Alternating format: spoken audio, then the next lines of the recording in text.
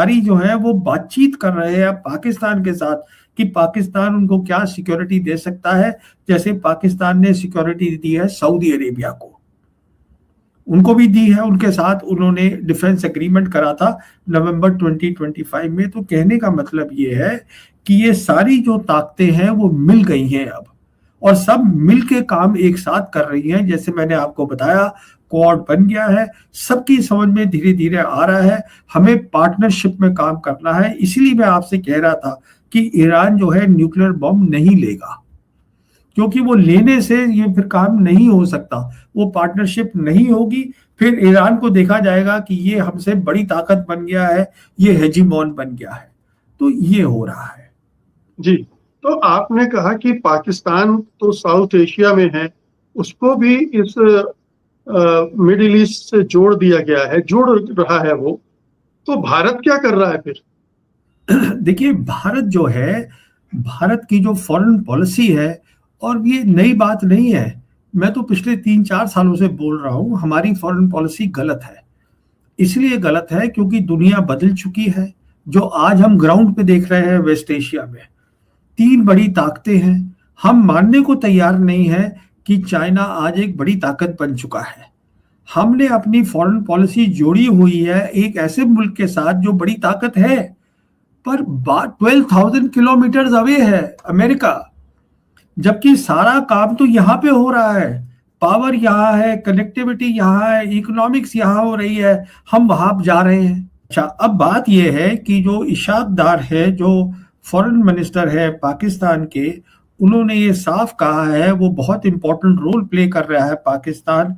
उन्होंने ये कहा है कि देखिए, ये सैंक्शन का इशू, न्यूक्लियर का इशू, और जो मॉनिटरिंग है एमओयू का, ये अभी शुरू होना है। सिर्फ एक ही कंट्री है जो बाहर की, जिसको इंक्लूड करा गया है वेस्ट एशिया में, और वो है पाकिस्तान। अगर हमें ये बात समझ में आ जाती है कि क्यों अराकची, क्यों पाकिस्तान, और क्यों ये सब जो ये सारी रीजनल प्लेयर्स मिलके एक साथ बात कर रही हैं, तो उससे फिर ये बात क्लियर हो जाती है कि अगर आपको रीजनल सोल्यूशन चाहिए है रीजनल प्रॉब्लम्स का, और अगर ईरान बम बना लेता है, तो फिर जो रीजन की कंट्रीज हैं वो ट्रस्ट नहीं करेंगे ईरान को अमेरिका के साथ। फिर आप देखिएगा इजराइल, जेडी वैंस खुद बोल रहे हैं पब्लिकली कि आज इजराइल जो के साथ कोई भी मुल्क नहीं खड़ा, वो हिंदुस्तान का नाम लेना भूल गए। हिंदुस्तान खड़ा है इजराइल के साथ। मैं आपसे बात कर रहा हूं, इजरायली डिफेंस मिनिस्टर दिल्ली में है, वो हमारे डिफेंस मिनिस्टर राजनाथ सिंह से उनकी बातचीत हुई है, कैसे हम डिफेंस को और आगे बढ़ाएं अपना दोनों का। तो कहने का मतलब ये है, देखिए, फॉरेन पॉलिसी हमारी गलत है।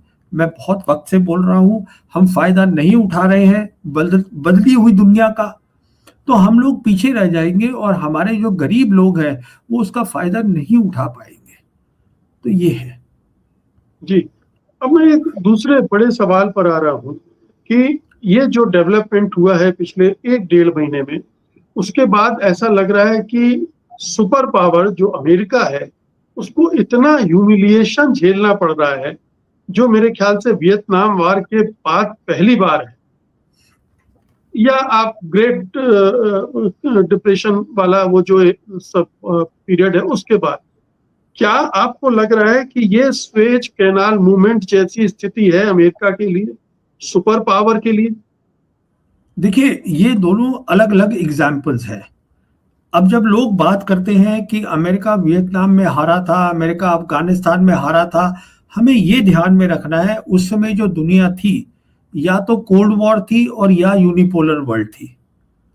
तो अमेरिका वहां से हारा और चला गया, क्योंकि अमेरिका फिर भी सबसे बड़ी ताकत था। ये जो हार है, ये अलग टाइप की हार है, ये 2 तरीके से अलग है। पहला अलग ये है कि जो हुआ था वियतनाम में, जो हुआ था अफगानिस्तान में, वो धीरे धीरे हुआ था, वो इर्रेगुलर वॉर थी, वो कई सालों तक चली, 16